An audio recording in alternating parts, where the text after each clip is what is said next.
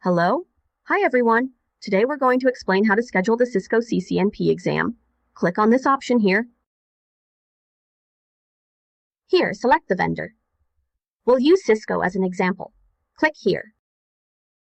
Click to log in.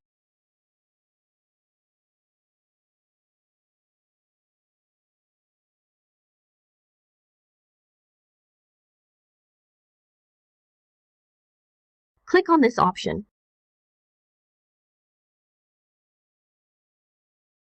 Select the test center and exam code.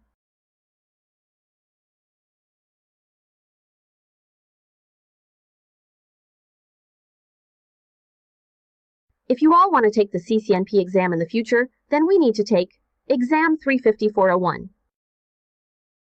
Click Go. Click here. Click Next.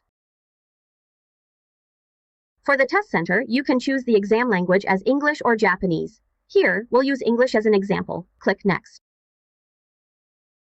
Click Yes, then Next. I agree. Select the country and city for the test center. Here, we'll use Beijing, China as an example. Select the corresponding test centers. We can choose 1 to 3, because not every test center may have available slots, so it's good to have multiple options. Here, click Next.